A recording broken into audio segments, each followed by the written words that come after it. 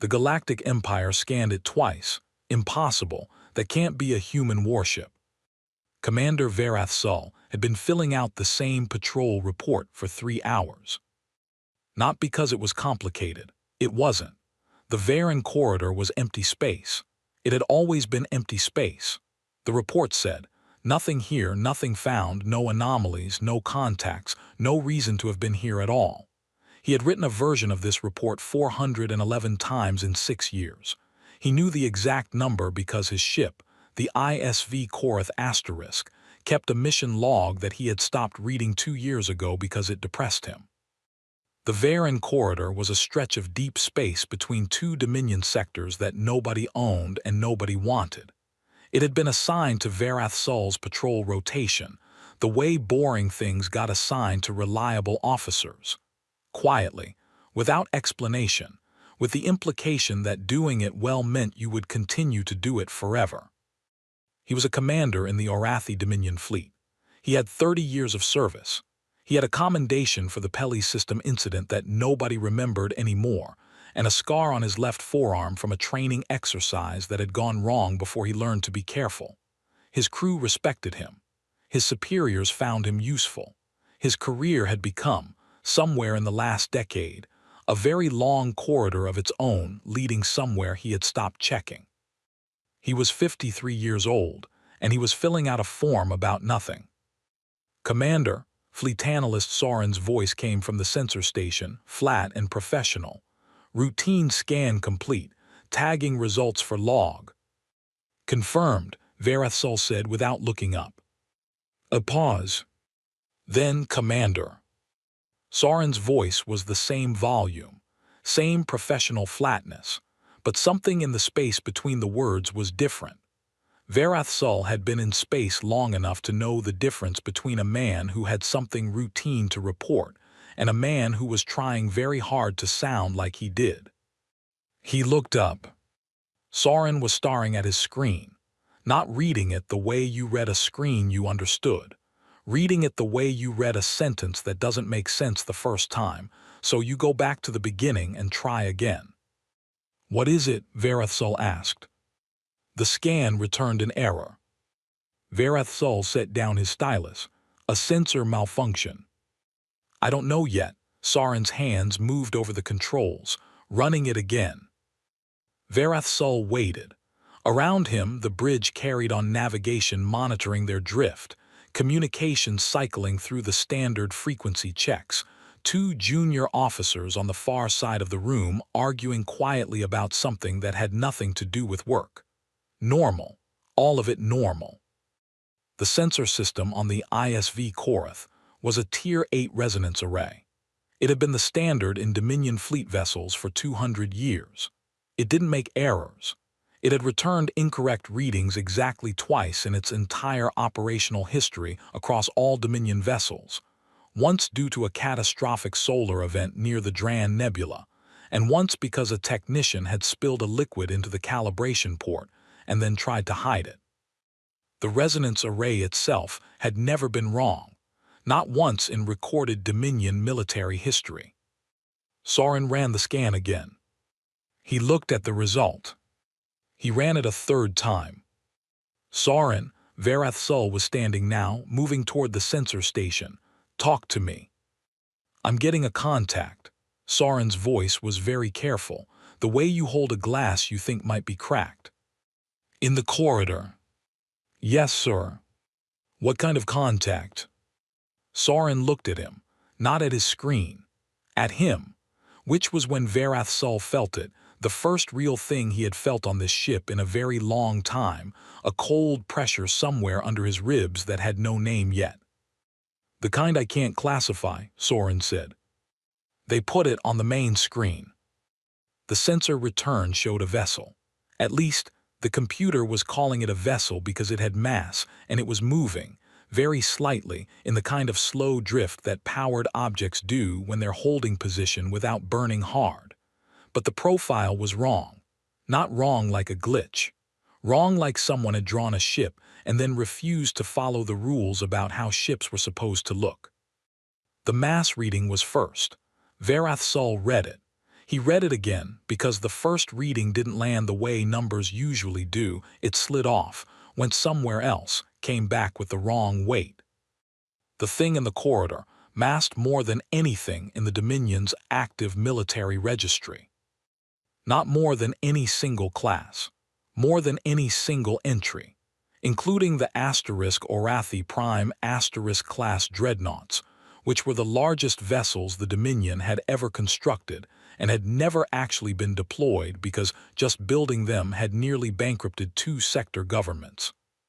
This thing was bigger. Power signature, Verathsul said. I can't match it, Soren said. I've run it against the full Dominion library, against the known alien technology register, against, he stopped, against everything we have on file. The drive type doesn't match anything I can identify. The drive type doesn't match, Verathsul repeated, not asking, just saying it out loud to see if it made more sense outside his head. It didn't. No, sir. And it's just sitting there. Yes, sir. It was. The contact was stationary holding position in the middle of the corridor with the calm of something that had decided where it wanted to be and had no interest in moving. No aggressive posture. No weapon lock, at least none that the Korath Asterisk S sensors could detect. It was simply present. The way a mountain is present. The way a fact is present. Get me a visual, Verathsul said. The optical array took 30 seconds to resolve the image at this distance. When it came through, Verathsul looked at it for a long moment. The ship, and it was definitely a ship, he could see that now was dark, not painted dark, built dark the way ships built in cold space tend to absorb light rather than reflect it. The hull had a quality he had trouble naming at first, and then he named it, weight. It looked heavy in the way that old things look heavy, not rusted or damaged, just settled into itself, like it had been there long enough to belong to the corridor the way stones belong to riverbeds. It was enormous. He had known it was enormous from the numbers. Seeing it was different. Seeing it made his chest do something. There was a marking on the hull. He could see it now that the image had sharpened along the forward section, large enough to read from here, in what appeared to be a language he didn't immediately recognize. And below the text, a symbol, an image. A planet, blue-green with one natural satellite, surrounded by a ring of small white shapes that might have been stars. Run that symbol, he said. Soren was already running it. The database search took less than 10 seconds. It came back with a match. Verathsul read the file header. Species classification, human. Homeworld, Sol III local designation, Earth. Tier 2, pre-warp, non-aggressive, no significant military development noted. Last survey, 178 years ago. He stared at that for a while. Then he read the file itself, all 2 pages of it. It was the kind of file you wrote about something you had glanced at and decided wasn't worth more than a glance. Pre-warp, biological, moderate population, resource-poor system by Dominion standards, no FTL capability at time of last contact, no formal military structure, no record of contact with other spacefaring species, beyond a brief, incidental survey encounter 200 years ago, which had been logged as uneventful on the Dominion side. 2 pages. For an entire species. He looked back at the screen, at the enormous, dark, completely impossible ship sitting in empty space with a blue planet painted on its hull. That's a human ship, he said. Soren didn't answer. The answer was obviously yes and obviously impossible, and saying either one of those things out loud felt like it would change something in the room that couldn't be changed back. Hail them, Verathsul said. The communications officer sent the hail. Standard protocol, species identification, vessel identification, statement of Dominion authority over the corridor, request for intent declaration. Formal, by the book, the kind of hail you sent to things you understood. The channel opened. A voice came through. Human unmistakably, He had heard recordings from that old survey file, and whatever else had changed about this species, the sound of them hadn't. The voice was female, low, unhurried. The slight, strange cadence of a language built on different roots than his own, translated through a system that smoothed the edges but left the rhythm intact. It said, "Galactic Dominion Patrol Vessel. You've been in our space for 11 minutes. A pause. We've been watching you for 10. The bridge was quiet. Verath Sol said nothing. Not because he had nothing to say. Because the sentence had taken up all the space in the room, and he needed a moment to find a way to stand inside it.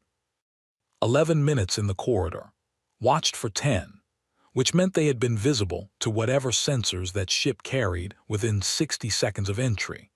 Which meant the Asterisk Korath had been under observation the entire time his crew was running routine checks and arguing about nothing, and he was writing his report about empty space. The space had not been empty. He looked at Soren. Soren was not looking at his screen anymore. He was looking at his hands. They were flat on the console, very still. The kind of still you hold when you've decided that the best thing to do right now is not move. Verath Sol turned back to the main screen. The great dark ship sat there in the corridor, patient, massive, utterly, completely, impossibly real. He thought about the report he had been writing. Nothing here, nothing found, no anomalies, no contacts. He would need a new form. He wasn't sure the Dominion had one. The Galactic Empire scanned it twice. Impossible. That can't be a human warship. Admiral Hessa Crane was drinking bad coffee when the Dominion ship hailed them. She had known the hail was coming. She had been sitting in the command chair of the UNSS Verdun for 3 weeks waiting for exactly this. The moment the Dominion patrol swept the corridor and found what was sitting in the middle of it. She had calculated the sweep schedule from publicly available Dominion navigational data, which humanity had been quietly collecting for 80 years, cross-referenced with patrol rotation cycles that their long-range observation posts had been logging for the last 40. She had been, within 2 days, exactly right. And now the moment was here and she felt nothing dramatic, not triumph, not relief. More like the feeling you get when a very long calculation finally comes back, with the answer you already knew it would have. She drank her coffee. It was terrible. It was always terrible on long deployments because the recycled water did something to the flavor profile that no amount of engineering had ever fully solved. She had been drinking it anyway for 31 years of service, and she had made a kind of peace with it the way you make peace with things that are unpleasant but constant. "They're hailing us," said Lieutenant Dav Akafer from the tactical station. "I know," said Crane. Akafer was 29 years old. He had been with her for 3 years, had applied for this assignment 4 times before she approved it, and had spent the entire 3-week wait vibrating at a frequency that she couldn't hear but could feel whenever he was in the room. He was good at his job. Excellent, in fact. His hands never shook when he worked. His voice never changed. Everything else about him was shaking right now. She understood it. She did. She just didn't share it, not because she didn't feel the weight of the moment, but because she had been carrying it for so long that it had settled into her bones and stopped feeling like a weight and started feeling like just the shape of her. "Admiral," said her communications officer, "they're on standard diplomatic protocol. Full species identification request, Dominion Territorial Authority Statement, intent declaration demand." "I heard it," Crane said. She took another sip of bad coffee. "Tell me when they've finished." "They finished."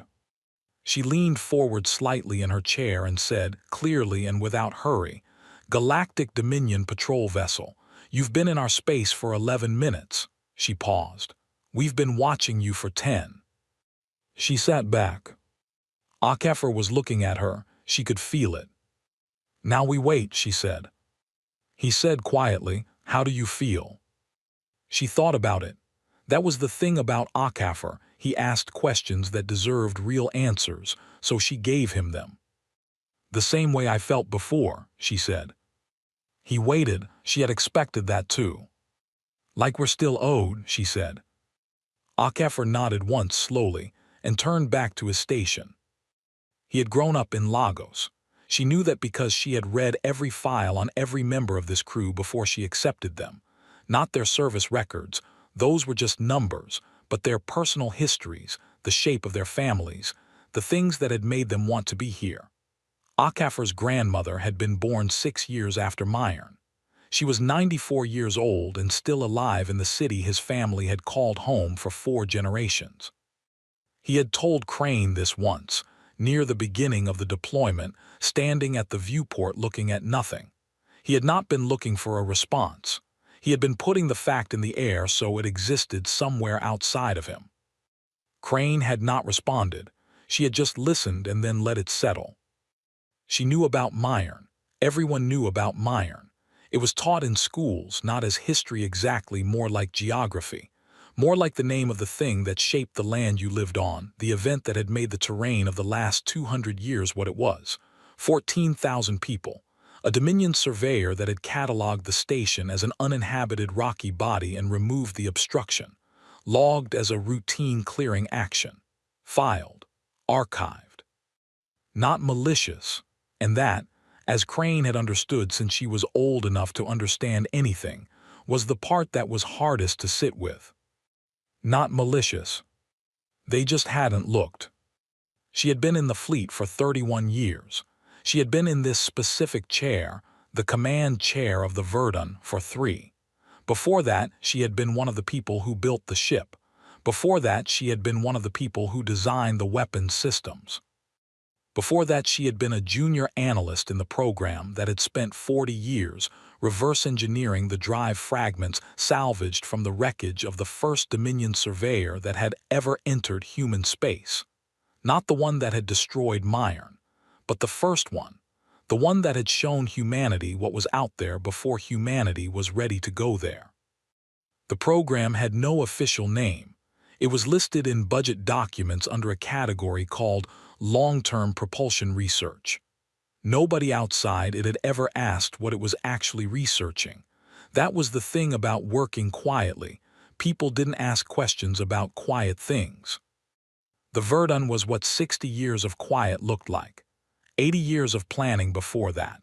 140 years of accumulated grief, precision, and patience before a single plate of hull was welded into place. The communication channel was still open. The Dominion commander, Crane, had pulled his service file from their navigational database 3 weeks ago. Name Verath Sol, 30 years of service, reliable, methodical, good in a crisis. Hadn't responded yet. She had expected that. The silence after her opening statement was calculated. Let him sit in it. Let him think about what it meant that they had been watching for 10 of 11 minutes. Let that number do its work. "They're formulating a response," her communications officer reported. "Linguistic processing is active on their end. They're preparing a hail." "Good," Crane said. Verath Sol's response came through. It was careful. It was professional. It asked for vessel identification, origin confirmation, and a statement of human space, meaning. Where did humanity claim authority? What were the boundaries? What gave them the right to declare any stretch of the Varen corridor their space? Crane listened to the whole thing.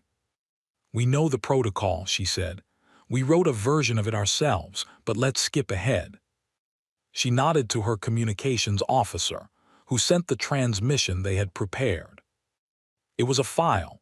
A large one. It took 4 minutes to complete the transfer. The Dominion ship systems were fast. The file was just large. It contained everything. Every registered human warship, active and in reserve. Every weapons system with technical specifications. Every deployment record for the last 50 years. Every military installation humanity had built in the solar system and outside it. Everything. Not because they were threatening the Dominion. Not as a show of force exactly. More like proof of work. 200 years of proof, compressed into a file and delivered across empty space to a man who thought humanity was still pre-warp. She imagined him opening it. She imagined the first page. She drank her bad coffee and waited. On the Verdun *S tactical screen, Akaffer was watching the Dominion ship's power readings, looking for weapons charge, looking for any sign of an aggressive shift. There was none. The ship was holding position, running its sensors over the Verdun in the way that ships do when they are trying very hard to understand something they cannot understand, and which makes them look, from the outside, almost desperate. "They've opened the file," communications reported. "How long have they been on it?" Crane asked. 40 seconds. "They'll close it soon," she said. She was right.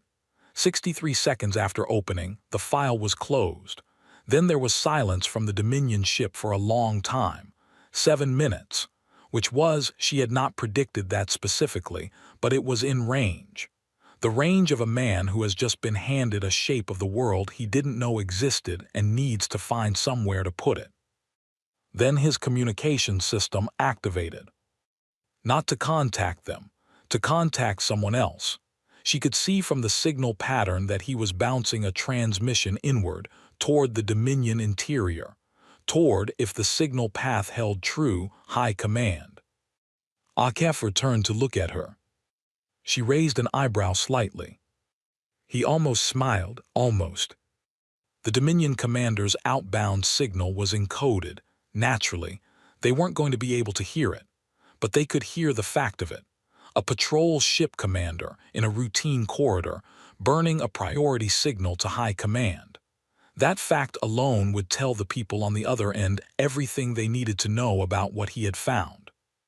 Then, after a short pause, the commander's open channel came back live. Not to Crane. Back to High Command. She caught the signal before it encoded, just barely, just the first few words. He was confirming his identity, his position, his authority level, and then he was saying he needed to be connected to the advisory council because the encryption kicked in. But she had heard enough. She set down her coffee. She looked at Akaffer. He was very still now, not the trembling stillness of before. Something different, the stillness of a person who has been holding something for a very long time and has just been told that the thing is real, and the holding was worth it, and the next part is beginning now. "It's starting," he said quietly. "It started 200 years ago," Crane said. "This is just the part where they notice. The Galactic Empire scanned it twice. Impossible. That can't be a human warship." Verath Sul listened to High Command's response with his face very still. It was not a long response. 12 minutes from his transmission to their answer fast, which told him his signal had been prioritized the moment it arrived, which told him that whoever had decoded enough of what he said to understand what he was reporting had escalated it immediately. 12 minutes for the Dominion's High Command to go from routine traffic processing to a direct response to a patrol fleet commander in a forgotten corridor was, in Verath Sul's experience, nearly instantaneous. He had sent priority signals to High Command twice in 30 years of service. The first time, during the Pelly's incident, they had taken 3 days to respond. The second time, for an equipment failure that had seemed more serious than it was, they had taken a week. 12 minutes meant they were scared. He listened to the response. He kept his face still. Around him, his bridge crew was trying to pretend they were working, which meant they were watching him out of the corners of their eyes and absorbing everything they could from the lines of his shoulders and the set of his jaw, because the content of a priority encrypted command channel was above their clearance, and the commander's face was the only information available to them. He kept it still until the channel closed. Then he sat down. Soren at the sensor station did not turn around. He was running more scans on the human ship. He had been running more scans since the channel opened and hadn't stopped. It was the thing to do when you didn't know what else to do. "They're sending a convoy," Verath Sul said. "Diplomatic?" Soren asked. "Full protocol," He paused. 12 ships. Full diplomatic protocol in the Dominion was reserved for first contact with species classified Tier 6 or above. The tier system ran from 1 to 10. Tier 6 meant a civilization with established FTL travel, significant military capability, and at least 2 systems under settled occupation. Humanity, in their file, was Tier 2. The convoy was for what they had seen in the corridor, not what the file said, what the scanner had returned. How long? Soren asked. 4 days. 4 days. Varath Sul looked at the main screen. The human ship was still there, still holding position, not moving, not charging, not doing anything except existing in a way that made all his professional instincts itch like a healing wound. At high command, he knew people were opening that file. The file the human ship had transmitted. He imagined what that looked like: analysts pulling up the data, running it through their own systems, trying to match what was on the page to what they knew about what was possible. He imagined the silences in those rooms, the phone calls, the rising voices that would eventually be replaced with very deliberate quiet. He had seen one page of the file himself. He had opened it and looked at the first entry, a ship class designation, a mass figure, a weapons configuration, and then he had closed it, not because it wasn't relevant, because he needed a moment before he could read it the way an officer should read intelligence data, which was to say, calmly and without his hands doing anything strange. The mass figure on the first entry was smaller than what the Verdun scanned at, which meant the Verdun was not their largest ship, which meant there were larger ones, somewhere. He thought about all the corridors in Dominion space that his patrol had logged as empty over the years. He thought about the phrase, "We've been watching you for 10. He decided to stop thinking about it and think about what he could do, which was to stay in position, monitor the human ship, log everything, and wait for the convoy. In the Weapons Research Division of Dominion High Command, a senior analyst named Vera Kissa had been assigned to assess the human military file at 300 Standard Time. She was not happy about the hour. She was also, within 15 minutes, no longer thinking about the hour. The file was organized differently than Dominion military registries. Human organizational logic ran on different principles, more layered, less hierarchical, with cross-references built into the structure that assumed the reader would jump around rather than read linearly. She had adapted to this by the second hour and was moving through it quickly by the third. The weapon systems were her section. She flagged 3 entries within the first pass. Flagged them not because they were familiar, but because they were at the edge of familiar concepts she recognized as theoretical, things Dominion weapons researchers had explored, and then set aside as inefficient or impractical, appearing here as developed, tested, and deployed. It was like reading a history of a branch of physics that her civilization had walked down to a certain point and then turned back from, and finding that someone else had kept walking. Then she reached the entry for the asterisk, uns Verdun asterisk. She stopped. She read the figure for the main rail acceleration system. The number was not formatted in Dominion units. She had to convert it. She ran the conversion twice because the first result did not make sense to her in the way that numbers sometimes don't make sense when they are too far outside normal operating range to feel real. The second result was the same as the first. She called her supervisor. He was there in 4 minutes. He stood next to her and looked at the screen. She read the figure aloud in converted Dominion units. He asked her to read it again. She did. He sat down on the floor. Not in a chair, on the floor. He just lowered himself down until he was sitting on the floor next to her station chair with his back against the console, and he stayed there for a moment saying nothing. "That's for 1 ship," she said. "I know," he said. "There are 47 in this class listed," she said. He closed his eyes. She pulled up the next section, drive systems. The human ships used what their file called a layered redundant drive architecture. She could see the basic principle from the description, but the implementation details went beyond what she could parse without a full engineering team. The short version was this: there was no single point of failure in the drive system. Not one. Each component had 3 backups. Each backup had 2 of its own. A Dominion warship could be disabled by targeting specific structural nodes. This ship class, based on the file, appeared to have engineered out every single one of those nodes. She flagged the section for the engineering team.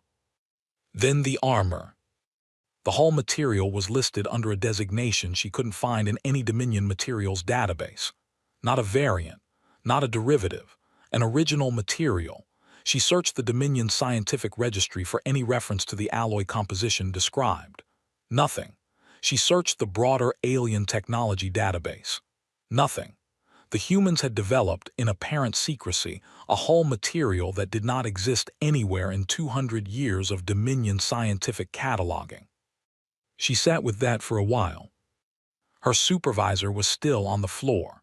He had pulled his knees up and was looking at the middle distance the way people look when they are trying to understand something that keeps being bigger than the space they can hold it in. "How long do you think this took?" he asked. She had been running that calculation. The ship itself, construction minimum 40 years based on the material volumes. The materials sourcing, development, another 20 before that. The drive system research before that. She paused. The beginning of this project, if I had to date it, would be, she checked the historical record, roughly 200 years ago. He was quiet. The incident at Myron Station was approximately 200 years ago, she said. He said nothing. I don't think that's a coincidence, she said. On the Verdun asterisk, HFY stood alone in the corridor outside the command deck for the first time in 3 weeks and breathed. Just breathed.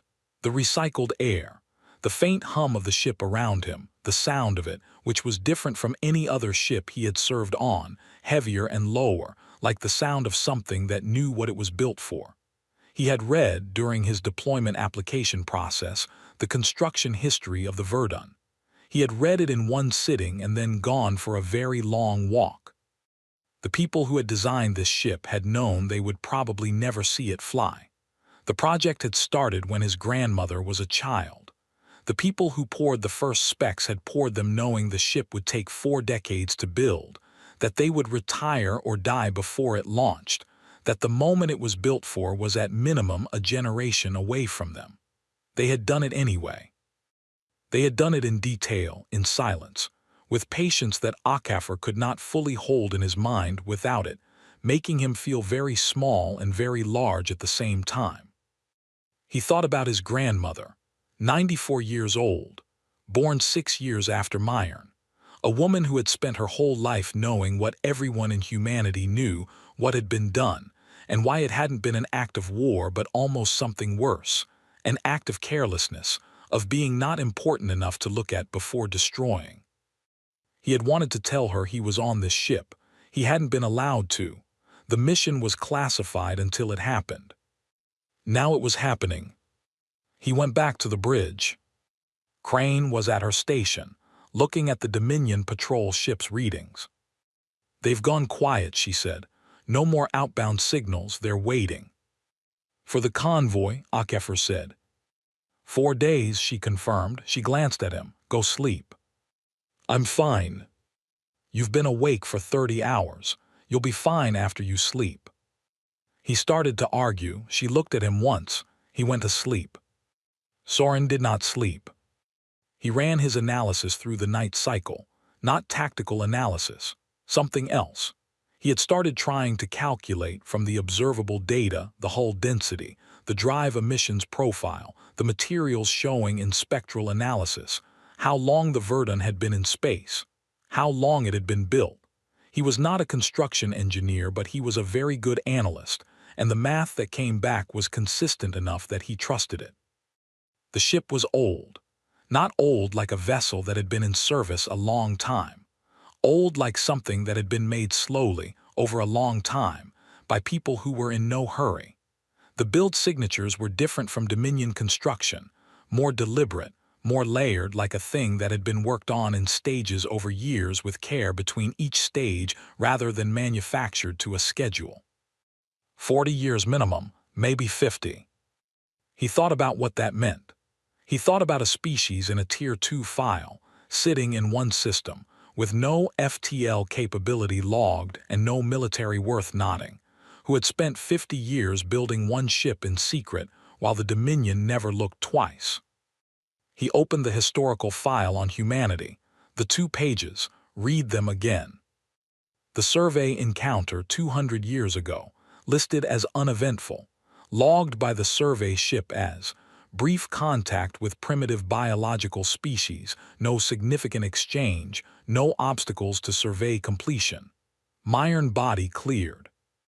Myron body cleared. He looked out through the viewport at the dark ship holding position in the corridor. He opened his personal mission log and started a new entry. He wrote, "I don't think we're dealing with a military. I think we're dealing with a people who decided to become one." He saved it. He did not share it with Verath Sol. Then he went back to his analysis and kept working. Outside, through the viewport, the Verdun held its position in the dark, patient as a fact that has been waiting to be looked at. The Galactic Empire scanned it twice. Impossible. That can't be a human warship. The convoy arrived on the morning of the 4th day, Dominion Standard Time, which Crane's crew had been tracking alongside their own ship's clock out of professional habit. 12 ships, formation perfect. They came out of their transit point with the precise spacing and alignment that spoke of a military that took its ceremony seriously, that understood the weight of arrival, that wanted the first thing an observer saw to be order.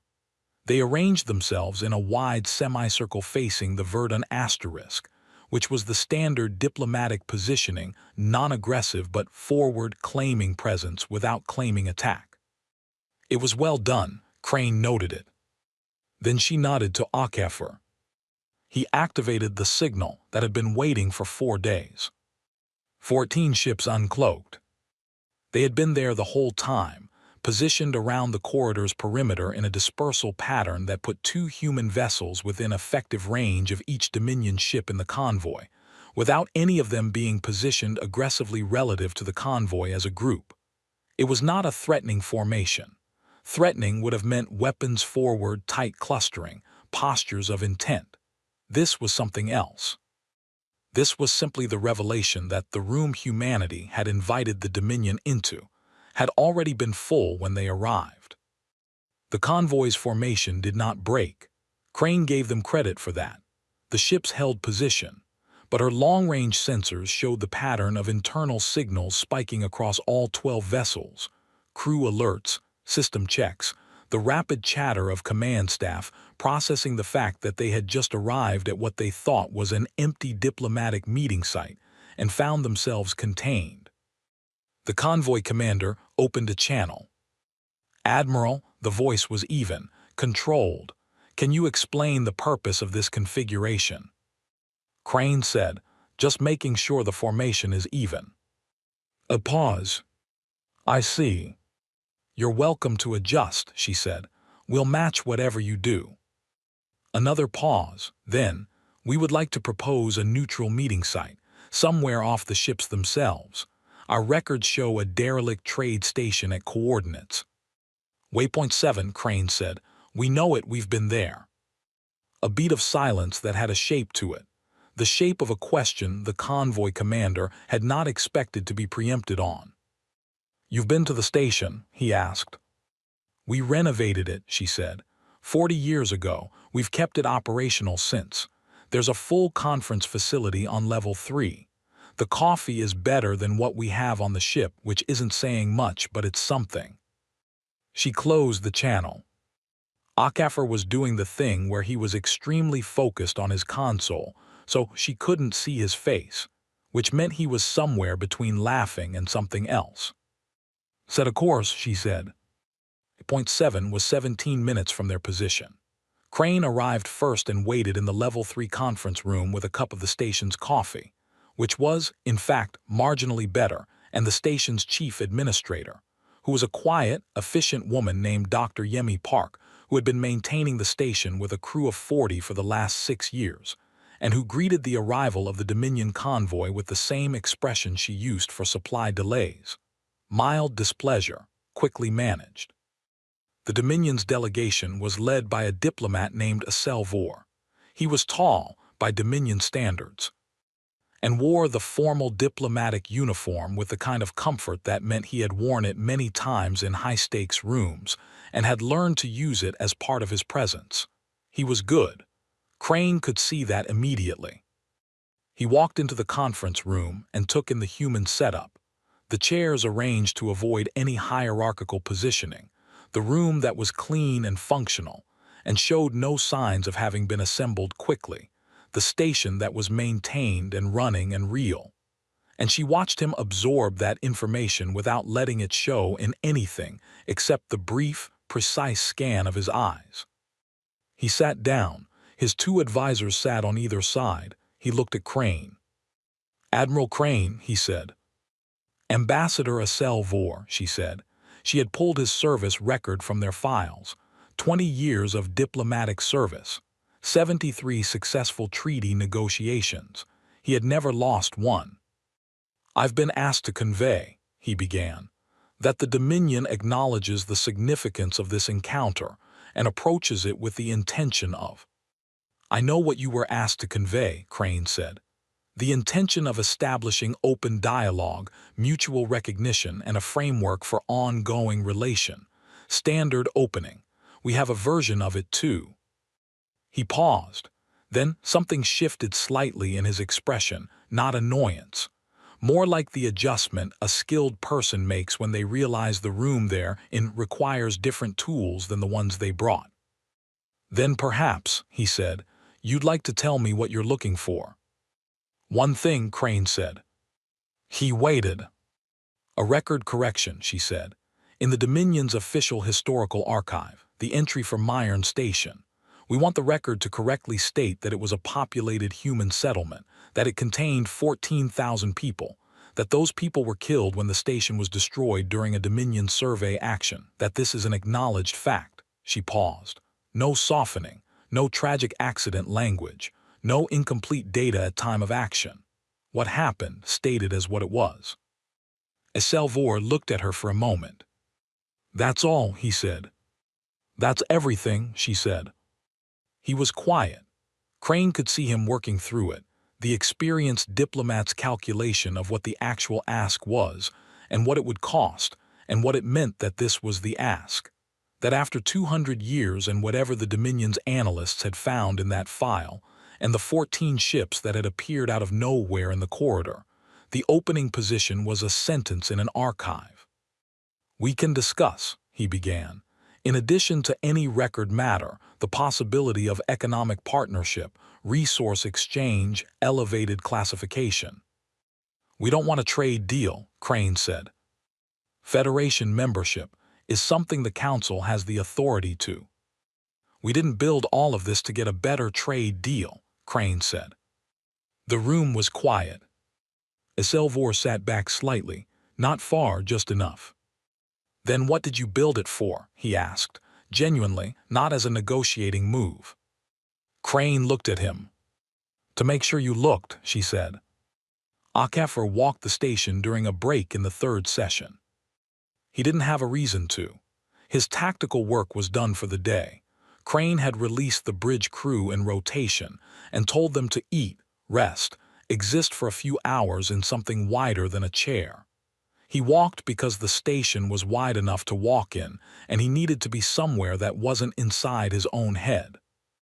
The station had 3 residential levels, a cargo bay that was now being used as a general assembly space, a functional medical unit, a small hydroponic garden that Dr. Park had expanded beyond original specs because she said it was good for morale, and she was right. It smelled like growing things. He stood in the garden for a few minutes and let it smell like growing things. Then he kept walking. Level 2. Storage, engineering access, the long corridor that ran the length of the station's main axis. He found it there. He almost walked past it, The wall looked like the others at first, the same structural material, the same faint variations in surface that came from decades of use and maintenance. But it was different. He stopped because something made him stop, and he looked, and then he understood what he was looking at. Names. Every square centimeter of the wall for a 40-meter stretch was covered in names, not printed or projected or stamped, carved, physically, manually, with something small and precise into the material of the wall itself. Each name given its own space, each letter clean and deliberate. 14,000 names. He looked at the wall for a long time. He put his hand against the surface. The material was cool. The carved lines were slightly rough under his fingertips. He traced one name, he didn't know whose it was, he had no way of knowing, and felt the shape of the letters. Someone had done this. Someone had come to this station, in this empty corridor, and spent. He couldn't calculate it without thinking too hard, and he didn't want to think too hard right now, weeks or months or longer carving 14,000 names into a wall where nobody would see them, except the people who already knew them. He stood there for a while. Then he kept walking, because that was what you did. That was what they had always done. You knew what the names meant and you kept walking. Soren, back on the *Korth*, ran one more analysis. He had been running analyses for 4 days. Not because he was ordered to, because he couldn't stop. There was something in the data about the Verdun that kept pulling at him, not the weapons figures or the drive specs or the hull material, all of which were extraordinary, but something underneath those things. Something about the shape of the work. He was trying to calculate the minimum timeline. How long it would have taken from scratch, with no Dominion technology base to work from, for humanity to go from what they had been at the time of the Myern incident, pre-warp, one system, basic space access, to what was sitting in the corridor now. The answer kept coming back the same. The project had to have started within a generation of Myern, maybe within a decade. The materials sourcing alone required infrastructure that took decades to build, and that infrastructure had to have been built before the materials were sourced. And before that there had to have been a decision, a clear, collective, generational decision that this was what humanity was going to do. Not vengeance, not immediately, not a war plan. A project. He thought about what that meant. A species that had been wronged, and the file on Myern made clear that they knew it, that this was not ambiguous to them, and had responded not by attacking, not by making demands, not even by making themselves known. By working, for 200 years, quietly, building something so undeniable that when they finally chose to be seen, the Dominion would have no response except to look. They hadn't needed to fire a single weapon. They were never going to fire a single weapon. The weapons existed so that the possibility existed so that the conversation could happen from a position that couldn't be dismissed. The fleet was not an army. It was an argument. He opened his log. Read the entry he had written on the second night. I don't think we're dealing with a military. I think we're dealing with a people who decided to become one. He sat with that. Then he added a line below it. The difference matters more than I initially understood. In the conference room, a Selvor made one last attempt at the end of the 3rd session. He had not given up on the broader framework. He was too experienced for that. He had been patient, had listened, had slowly and carefully understood that the human position was not a negotiating starting point. It was a destination. What he was working with now was how to reach it in a way that served both sides. But he tried one more approach. The survey action, he said carefully, while the loss of life is devastating, was conducted with incomplete data at the time. There was no malicious intent. The surveyor had no way of knowing. Crane looked at him. Just looked. He stopped. The look wasn't angry. He would have been more comfortable with anger. It was patient. The way a mountain is patient when you ask it a question it has heard before. We know, she said. He waited because he could feel there was more. "That's worse," she said. He opened his mouth, closed it. He had 73 successful treaty negotiations behind him. He had been in rooms with species that wanted war, species that wanted wealth, species that wanted territory. He knew how to answer all of those. He knew how to find the underlying want beneath the stated position and address it in a way that left everyone with something. He did not have an answer for this. 14,000 people, cleared because nobody had looked. No malicious intent. The words he had been about to use, the careful diplomatic phrasing that acknowledged harm while distributing responsibility, that made space for remediation and forward motion, sat in his throat and went nowhere. "We know," she had said. And it was worse. He closed his notes. "I'll need to consult with the council," he said. "Take your time," Crane said. "We've been waiting 200 years. We can wait a few more days." The Galactic Empire scanned it twice. "Impossible. That can't be a human warship." The council's answer came back in 2 days. Crane had expected 3, but they surprised her. She took that as a sign of something, not fear, exactly. More like understanding. The kind of understanding that arrives when you have sat with a problem long enough that the shape of it finally becomes clear, and you realize there is only one path through it, and the sooner you take it the better. Aselvor met her in the conference room on level 3 at 900. He had his 2 advisors again. He had a recording device. He had, she noticed, the careful expression of a man who had made peace with something in the last 2 days and had arrived here ready to do what needed to be done. She had Akafar and her chief of staff, Commander Rena Vasquez. Vasquez was 51, originally from Montevideo, and had the particular stillness of a person who understood what rooms like this one cost and was determined not to waste the moment. They sat.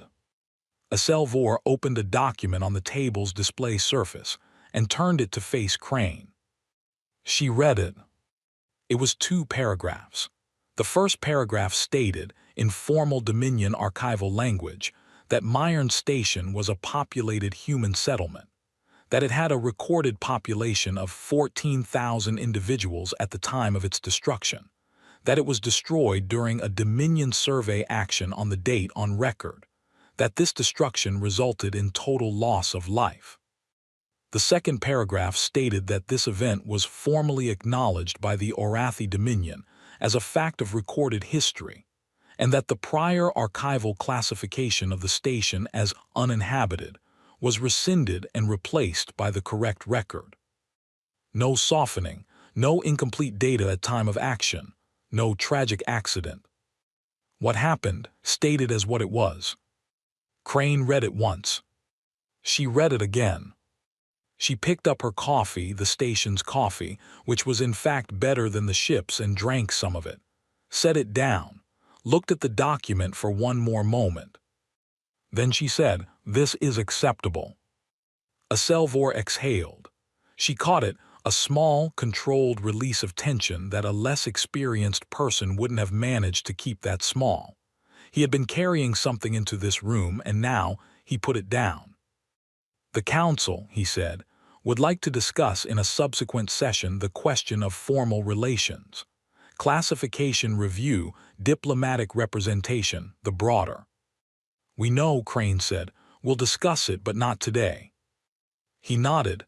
That was the right answer, and he knew it. The signing was simple. Both parties authenticated the document through their respective systems. It entered the Dominion's live archive at 9:47 station time. Somewhere in the Dominion's servers, a record that had sat unchanged for 200 years was updated. Myron Station, populated human settlement. Population 14,000, status destroyed. Cause, Dominion survey action. Akafar was watching his screen when the confirmation came through. He did not say anything. He sat very still for a moment, and then something in his face moved, not dramatically, not loudly, the way things move in people who have been holding them for a long time and have finally been allowed to set them down. He pressed his fist to his mouth once, briefly. Then he went back to work. Vasquez put a hand on his shoulder for 3 seconds and then took it away. She didn't say anything either. There was nothing that needed saying. The Dominion's classification review took 7 days.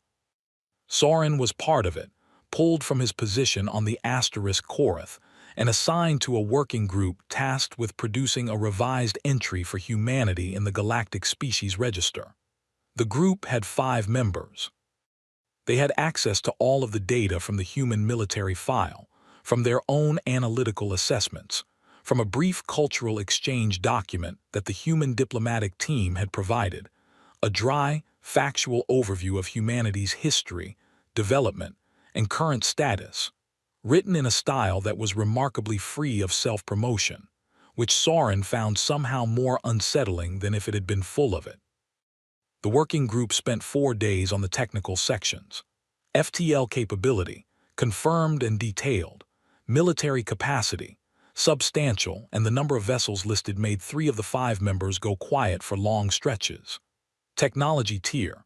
The group spent an entire day on this one, arguing about metrics and benchmarks and what the current tier system was actually designed to measure and whether it was adequate to describe what they were looking at.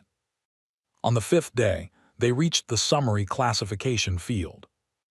This was the field that determined, in one phrase, how humanity would be categorized in the Dominion's foundational reference system. The field that every new Dominion officer, every diplomat, every analyst would read first when they pulled up the human file.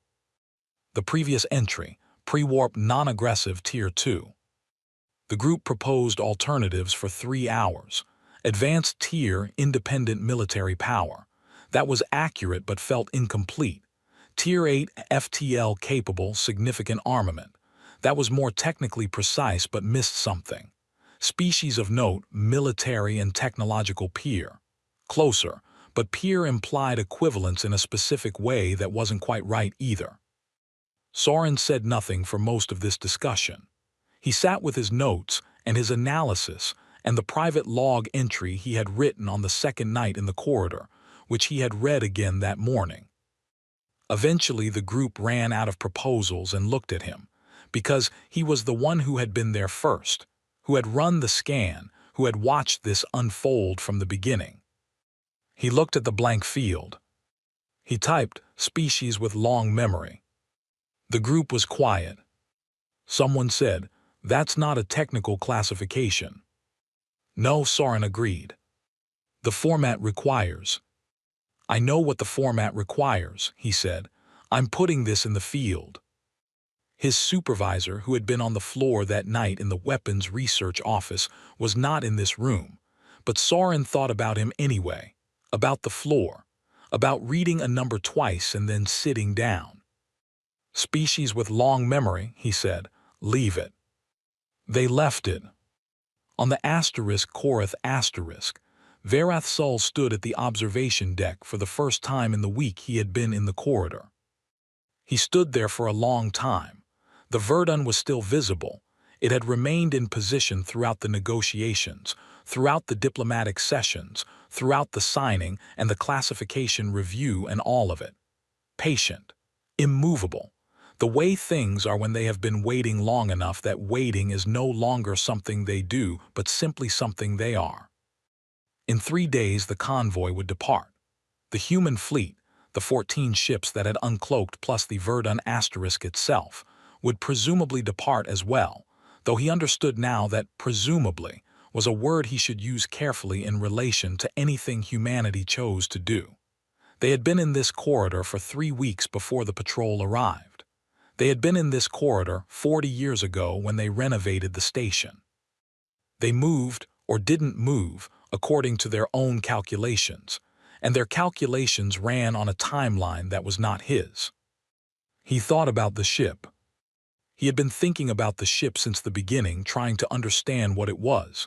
Not technically, he had the technical data now, the weapon specs and the drive type and the hull composition, all of it cataloged and filed and sent to high command. He understood what the Verdun was in those terms. What he was still working on was the other thing, the meaning of it. A warship, built over 40 years, never fired in anger, brought here not to threaten or to attack but to be undeniable, to force a conversation that could not be forced any other way, to make the Dominion look at something it had decided was too small to look at in a way that could not be ignored at a scale that could not be dismissed. The weapons existed so that the weapons wouldn't have to be used. The ship existed so that a record correction could be made. He thought about that a great deal, the calculus of it, the patience of it. A species that had absorbed a wrong so large it should have become a war and had turned it into a project, had built something extraordinary with it, had waited until the moment was right and then simply arrived and said, "Look at us. Look at what we became because of what you did. Now correct the record." That was all. He had been in the fleet for 30 years. He had thought he understood what a military was for. He looked at the dark ship in the viewport. He was less sure now. He thought about the scan, running back to the beginning of all of this, Soren, at his station, saying the scan returned an error, and he had assumed the machine was wrong. The machine had never been wrong before, but there was a first time for everything, and it was easier to assume a malfunction than to sit with what the numbers were actually saying. The machine had been right. The machine had scanned something that should not have existed and returned correct data, and he had almost walked away from it because the correct data was impossible. Because a Tier 2 species did not have ships like this. Because he knew what humanity was and it was not this. He hadn't known what humanity was. He wondered how many other things in the Dominion's files were 2 pages long and last updated 150 years ago. In corridors the patrol ships had logged as empty. He wondered what else was out there, patient and working, waiting to be found. He put his hand on the viewport glass. The Verdun was a dark shape against the stars, massive, still, holding its position without effort the way things hold position that were built to stay. He stood there until the watch changed, and then he went back to his desk and started writing a new report. Not the routine one. Not the form about nothing, a different kind. The kind that was harder to write. The kind that required him to say, "I was wrong about what was here. I was wrong about what was possible. I was wrong about what I was looking at." He started with the scan. He wrote at 1400 standard, Fleet Analyst Soren ran a routine corridor sweep. The system returned an error. He ran it again. He stopped there for a moment. The system was right. On the station, in the quiet hour after the signing, HFY went to the Level 3 communications suite and opened a personal channel. He had requested permission from Crane 3 days ago. She had said, after. He was after now. He pulled up his grandmother's address. 94 years old. Lagos. He had the document, the official Dominion archive correction, time-stamped and authenticated and permanent. A record that would now exist in the Galactic Registry for as long as the Dominion existed. He thought about what to write. He had been thinking about it for 3 weeks. He had composed versions in his head during the long waiting days on the Verdun asterisk, during the sessions in the conference room, during the walk through the corridor with the names on the wall. He sent the document, no text, just the document, let it say what it said. He waited. Her reply came back in 4 hours. 94 years old, a generation removed from the thing that had started all of this. A woman who had lived her whole life with the shape of it in the background of everything, who had raised children who became people like him, who ended up in places like this. 2 words. About time. He read it twice. He folded his hands on the console and sat with it. Then he closed the channel and went to find Crane, because she was probably drinking bad coffee somewhere on this station, and he thought he might join her, and they could sit for a while without talking, which was one of the things she was very good at and which he was, slowly, learning.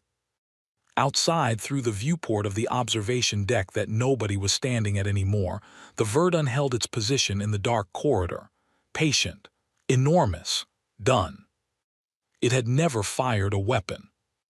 It never needed to.